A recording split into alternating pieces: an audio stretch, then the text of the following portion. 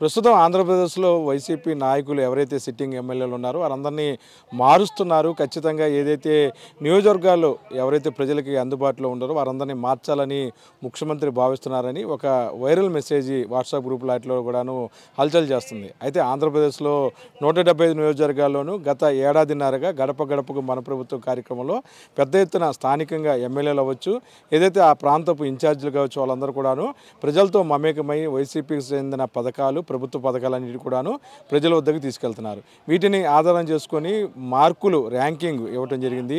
175 నియోజకవర్గాల్లోనూ ఎమ్మెల్యేలు ఎవరు బాగా పనిచేశారనే వారికి 100 మార్కులు, 75, 50 అలాగే 30 మార్కులు వచ్చిన వారు కూడాను ఈ జాబితాలో ఉన్నారు. ఆ జాబితాలో కనీసం 20 మందికైనా సరే ఈసారి సీట్లు దక్కకపోవచ్చు అనేది ప్రస్తుతం అందరిలో ఉన్న ఆలోచన. అయితే దానికి భిన్నంగా రకరకాలుగా బయటికి ఊహాగానాలు వస్తున్నాయి. స్థానికంగా ఎమ్మెల్యేలుగా బాధ్యతలు వహిస్తున్న వారిని ఎంపీలుగా గౌరవ యువ ముఖ్యమంత్రి వైఎస్ జగన్మోహన్ రెడ్డి గారు ఆ ప్రాంతాలు మారుస్తారని చెప్పి కూడాను వార్తలు వస్తున్నాయి. దీనికి సంబంధించి కూడాను ఏదైతే వైసీపీ ఏదైతే తాడేపల్లి వైఎస్ఆర్సీపీ కేంద్ర కార్యాలయం కావచ్చు, ఇటు ముఖ్యమంత్రి కార్యాలయం కానీ ఏది కూడా మార్పులు చేర్పుల మీద ఒక ప్రకటన చేయలేదు. కేవలం గుంటూరు జిల్లాకు సంబంధించి 11 మందిని మాత్రమే ఆ ప్రాంతంలో మార్పులు చేర్పులు చేయడం జరిగింది. అది సీఎం గారు తీసుకున్న నిర్ణయంలో మొదటిది మనం చెప్పవచ్చు. అయితే ఆ తర్వాత అన్ని జిల్లాల్లోనూ ఏదైతే మార్పులు చేర్పులు ఉంటాయని చెప్పి భావించారు. సుమారు 40 మంది ఆ జాబితా, అంటే ఏదైతే మార్పులు చేర్పులు ఉన్నాయో ఒక 40 మంది జాబితాని ముఖ్యమంత్రి సిద్ధం చేసుకున్నారని, దానికి సంబంధించి కూడాను 2-3 రోజుల్లో తుది ఏదైతే ఆ జాబితా విడుదలయ్యే అవకాశాలు ఉన్నట్టుగా తెలుస్తుంది. అయితే జనవరి 5 నుంచి చంద్రబాబు ప్రతి పార్లమెంట్లోనూ బహిరంగ సభలో పవన్ కళ్యాణ్తో కలిసి పెడుతున్నారు, ఎన్నికల ప్రచారం మొదలెట్టారని చెప్పేసి కొద్దిసేపటి క్రితం టీడీపీ మంగళగిరి పార్టీ కార్యాలయం ఒక ప్రకటన తెలిపిన నేపథ్యంలో ఇటు కూడా ఏదైతే జనవరి 1-2 తారీఖుల్లోనే జాబితాలు సిద్ధం చేసుకుంటూ ఆయా ప్రాంతాల్లో ప్రచారం పైన ముఖ్యమంత్రి దృష్టి సారించినట్లుగా తెలుస్తుంది.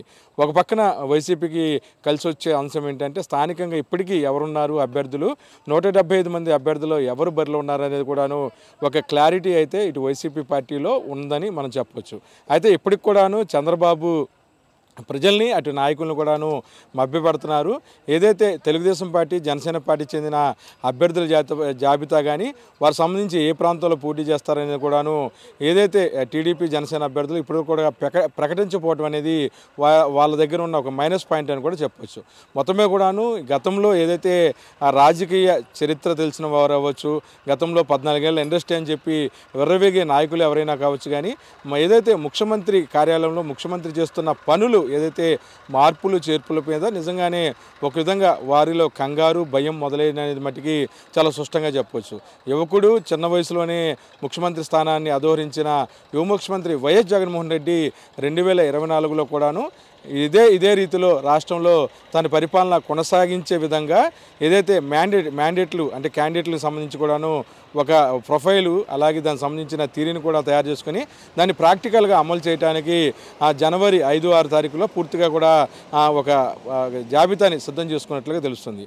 ఈరోజు మైలవరానికి సంబంధించిన ఎమ్మెల్యే వసంత వెంకటకృష్ణ ప్రసాద్తో గౌరవ ముఖ్యమంత్రికి అక్కడ మైలవరం సంబంధించిన ఏదైతే ఇబ్బందులు ఉన్నాయో వాటి మీద ముఖాముఖి మాట్లాడుతున్నారు.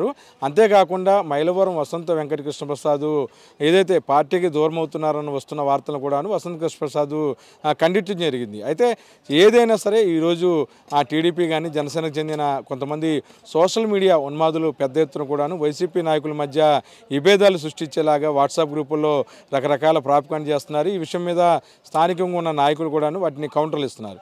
ఈ నేపథ్యంలోనే ఇప్పటివరకు కూడాను కేవలం 175 మంది నియోజకవర్గాల్లో 175 మంది అభ్యర్థులు 11 మంది అభ్యర్థులు మాత్రమే వైసీపీ అధిష్టానం ప్రకటించింది తప్ప ఎక్కడా కూడా ఈ వ్యక్తిని మేము ప్రకటిస్తున్నామని చెప్పలేదు. స్థానికంగా ఎమ్మెల్యేలు ఎవరున్నారు అని కొంతమంది ఎంపీలుగా పంపించాలని భావిస్తుంది తప్ప దానికి సంబంధించి కూడాను తుది జాబితా ఏది కూడాను వైసీపీ అధిష్టానం విడుదల చేయలేదు. ఈ నేపథ్యంలో ముఖ్యమంత్రి కార్యాలయం 10 రోజుల నుంచి కూడాను ముఖ్యమంత్రి ఆయా జిల్లాలకు సంబంధించిన ఇన్ఛార్జీలు, నియోజకవర్గ ప్రతినిధులు, ఎమ్మెల్యేలు, మాజీ మంత్రులు, ఎంపీలతో కూడాను సమావేశాలు నిర్వహిస్తున్నారు. ఖచ్చితంగా 2024కు ఒక మంచి లిస్టు జగన్మోహన్ రెడ్డి తయారు చేశారు. అది చాలా సక్సెస్ఫుల్గా కూడాను విజయవంతంగా ఉంటుందని చెప్పి కూడాను ప్రభుత్వ ప్రధాన సలహాదారులు సజ్జల రామకృష్ణారెడ్డి నిన్న కూడా మీడియాతో చెప్పారు. ఈ నేపథ్యంలో ఏదేమైనా సరే వైసీపీకి సంబంధించిన తుది జాబితా ఆధారంగానే టీడీపీ జనసేన జాబితాలు విడుదలయ్యే అవకాశం కనిపిస్తున్న నేపథ్యంలో ఇక్కడ ఏదో ఒక రకంగా హడావుడి కనబడుతుంది తప్ప ఎవరికి ఎటువంటి అన్యాయం అనేది జరగట్లేదు అనేది మటుకి చాలా స్పష్టంగా బయటకు కనిపిస్తున్న అంశం. ఈ నేపథ్యంలో మంత్రులు ఎమ్మెల్యేలు అందరూ కూడాను చాలా హ్యాపీగా ఉన్నారు. కానీ టీడీపీ జనసేన నాయకుల్లో మటుకి వణుకు మొదలైందని చెప్పవచ్చు. ఏంటి మార్పులు చేర్పులు, ఒక స్థానికంగా ఉన్న ఎమ్మెల్యే మీద వ్యతిరేకత ఉంటే వేరే వారిని పెట్టి ఆ ప్రాంతంలో వైసీపీ గెలిచే అవకాశాలపై ముఖ్యమంత్రి ఏదైతే దృష్టి సారించిన విధానంపైన అందరూ కూడా ఇప్పుడు చర్చించుకుంటున్నారు. ఏదైనా ముఖ్యమంత్రి